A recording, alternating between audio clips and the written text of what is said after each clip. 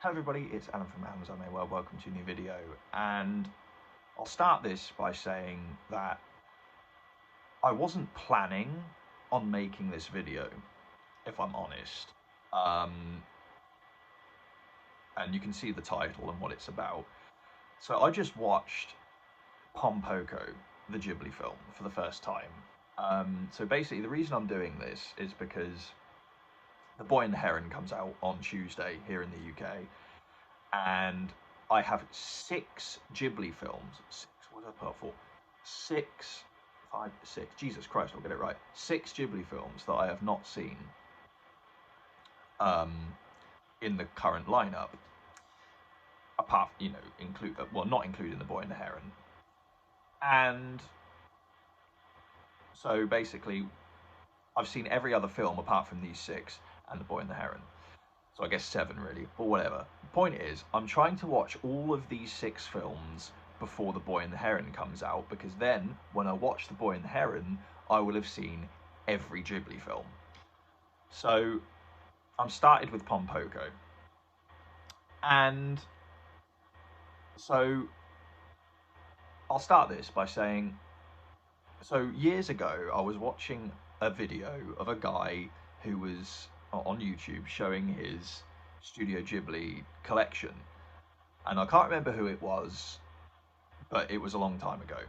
So yeah, but I remember watching this video, and he was showing his collection, and he got to Pom Poko, and he just said, "Oh, Pom Poko sucks. Like, it's a bad film. It sucks, right?" And at that point, I hadn't seen it. And I was like, well, I don't know about that. I haven't seen it. I don't know. So I looked into it a bit more. For example, I looked at some reviews of it on, My Anime List. And I have to admit, there were, and still are, because I checked again before this video, quite a lot of mixed opinions and reviews on Pom Poko. Some people say it's a good film. Some people say it's complete trash and probably Ghibli's worst film. I'm sort of somewhere in the middle. Now, here's my thoughts on it. This isn't really going to be a review of the film in the traditional sense. This is more my thoughts after watching it. And so, yeah, I've just finished watching it, and it's a 2-hour film, but it feels like, when you're watching it, it feels like it's longer than 2 hours. Like, this film is, like, for me, I found it a real slog and a struggle to get through. Like, it's quite a boring film, in my opinion. It's essentially about a group of raccoons who, like, their home in the Tama Hills in Tokyo is getting destroyed by, modernization and building, and there's quite a big message of, environmentalism and looking after the animals and, looking after nature sort of thing with this. And I'm watching this, and it was just like, well, like I said, I just found it really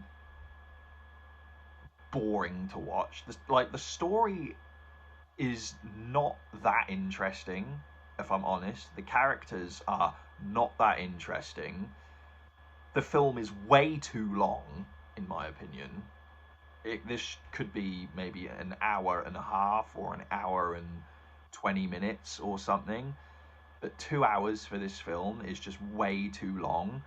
And it feels longer, like I said, when you're watching it. This feels like a really long film. And I think that's because of how uninteresting the story is. And now, I'm a huge Ghibli fan, but I don't think this is one of their better films. and to be honest, I probably won't watch it again. Um,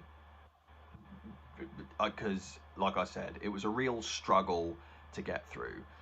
So I'm going to give the film a a 5 out of 10. Like, if I'm being generous, I'd give it a 6, but I definitely wouldn't go any higher than a 6. So I think I'll say 6, but I'm not going to go any higher than that.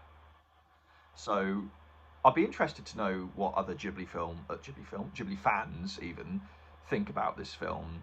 Are you one of those that like it? Are you one of those that really don't like it? Or are you in the middle?